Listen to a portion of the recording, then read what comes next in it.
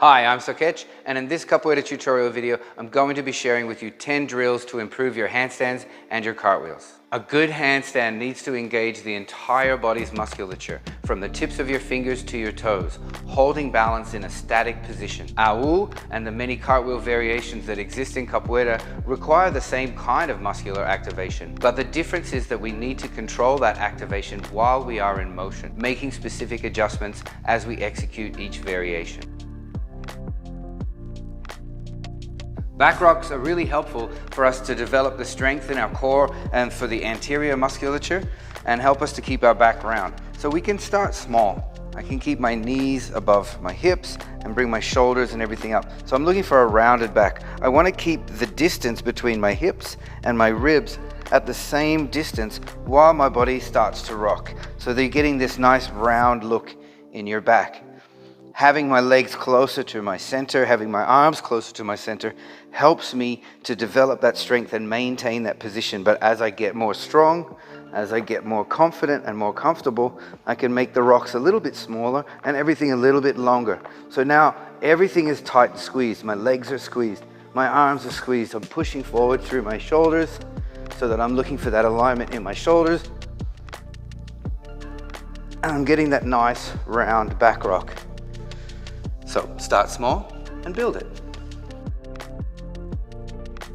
The front rock helps us to develop the musculature in the posterior chain, teaching us to activate all the muscles down the back in the body. They're great for your macaco, for your audi Frenches, your reversong, all those movements that require strength and activation through that posterior chain. So we're on our belly this time.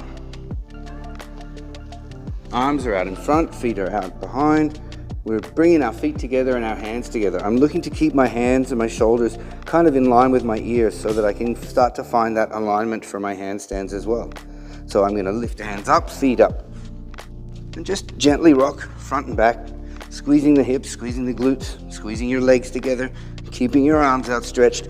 You can make it bigger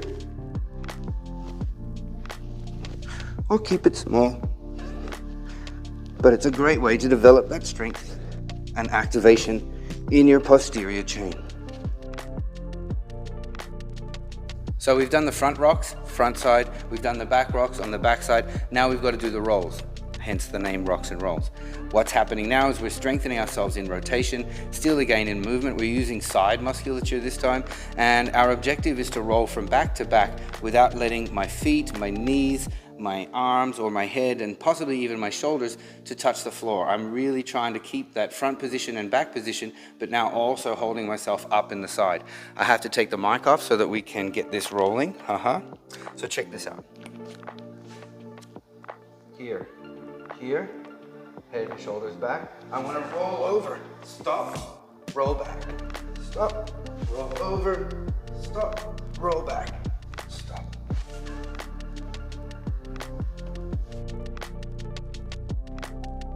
So now we're moving into what I call a side crawl. It's another fairly challenging little exercise, great for your core musculature, great for your ability to articulate your ribs and your hips together in opposition, which are not only great for your handstands, it's also super helpful for all of your kicks. So I'm on my back, knees can stay above the hips. I'm gonna round off through the spine here, and then I'm gonna walk without putting my hands, my feet, my head, my shoulders, or anything else on the floor. So hips go up, back, hips. And for a lot of people, it takes a bit of getting used to, back the other way. But once you get comfortable at it, you can kind of have little races with your friends down the room. I always like trying to see who can get there first. And I can make it big, or I can make it small. And again, it's just about activating through that core, building that strength, and having a little fun while you're doing it. When it comes to starting with handstands, I always start people with what I call the handstand step through. There's a bunch of benefits to it, so I'm going to try to get through them. The first is some people have a fear of falling forward, and we're never going to take both legs up in the air. I'm always going to keep one leg down. That keeps my weight on the where I came from side, rather than setting people into that position where they might fall forward. Another benefit is looking for that alignment in my shoulders. The shoulders are the first thing that stack above your wrists on the floor, and so they need to be in line. If they are in line, then you can get your hips in line. If your hips are in line, you can get your knees and your feet and eventually stack a beautiful handstand. But we're going to look at it one joint at a time. Shoulders being the focus here. I want to keep my head in line with my arms. I'm going to look behind myself. My left leg is in front. I'm going to come up. I'm going to stop this left leg from going too high and then back to my left foot. Half of the work here is going to be getting back up, using all that posterior extension change and stepping forward. So now we come to handstand switches. In Capoeira, when we're upside down, we're quite often switching our legs, whether someone's coming in for a cabeçada or it's an extra add-on to a floreo. Things like ao batido have this switch in the leg, so it's advantageous for us to practice this movement nice and simply. Just like the handstand step through, I'm going to start with my left leg in front. As I reach my hands down, I look through and I do a double switch, and I've got to still step through because I'm working that posterior chain. As I alternate legs, normally we would do this walking down the room. In the early days, the earlier you start switching, the better. Step through. As you get more comfortable, you start switching a little bit later. Start really feeling that pressure in the hands, using those fingertips as a way to stabilize and put the brakes on. Trying to land as gently as possible, and the closer my feet land to my hands, the better it is too. Taking a moment if I can, bringing myself back up, and just repeating the process over and over again. It's good for the hands to find that position and that ability to stabilize through there. It's nice to make those little adjustments, and it's just good for a lot of other capoeira movements later on.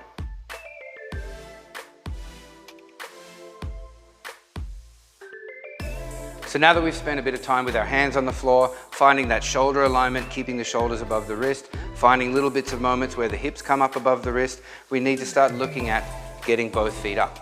And when it comes to getting both feet up, there's a fear people have of falling forward. So when I teach what I call the handstand squeeze, because again, it's about activating all that musculature, I also teach what I call the bailout. So the bailout is admittedly the situation where I've got my feet above my hands and everything's balanced, but then things start to tip too far over the back. Now, what I need to do is shift that bottom back under the feet. So the way I do it is I turn one hand around into like a cartwheel and come out with like an awu. Again, my focus is going to be, I want to get up and squeeze everything together, find that balance. But if I get to that point where I go too far, then I'm going to start using that bailout. If I'm not getting to the point where I'm all the way to the top, then the bailout's not yet a real issue for me. And when I start getting more comfortable finding my way to the top, then I'll start finding that little bit too far, and that's how we're going to learn. So now that we've gone from the floor with the handstand step throughs and the switches, we've started to get up into that squeeze and worked on the bailout, we should be starting to feel some of those little micro adjustments that happen through your fingers. The only problem is you're not getting enough time up the top to really find and feel them. So what we do next is we take a step, and we're going to just use a box like this. I'm going to place my hands on the floor, one foot on the box, one foot in the air, and I'm going to look for that alignment, try to straighten my body out. Using those fingertips, leaning my weight into my fingertips, and I can take this leg off, bring it up, and bring it back down. Bring it up, and bring it back down. Bring it up, and bring it back down. That way you'll start to find a little bit of time, really using those fingers, to get used to where your handstand is. And you can alternate your feet, and just get used to it. When you want to come out, you can come down, or you could do your bailout, as long as you have the space. So after spending some time balancing where I have my feet on something in front of me, then I want to start doing these wall touches so that I can balance with my feet a little bit behind me. Hands down at a distance where they're about a leg's length away from the wall. Just find the wall and come back. Finding that comfort and that confidence, find the wall.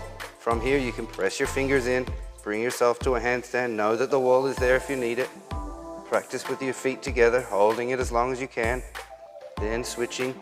But even just having the benefit of coming up, touching the wall, coming back, gives us a little bit of time to find all those little micro positionings, little micro adjustments, squeezing everything tight, bringing yourself down when you're ready. And so the next step with our handstands where we're touching the wall would be to alternate my legs on the wall, trying to find my balance in the middle.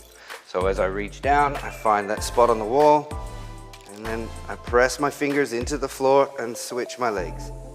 Find your shoulder alignment, press your fingers into the wall, switch your legs, and just take your time, finding the wall, knowing that it's there if you need it, really feeling your finger strength, and then coming back down and going back up. I hope these 10 drills were helpful for you. Definitely take some time to put some practice in those rocks, those rolls, the side crawls, all the handstand variations. Let it build the strength, build the comfort, and enjoy the process. And if you are enjoying this content, please consider subscribing, hitting that like button, and maybe sharing some of our videos with your friends. Thanks for watching.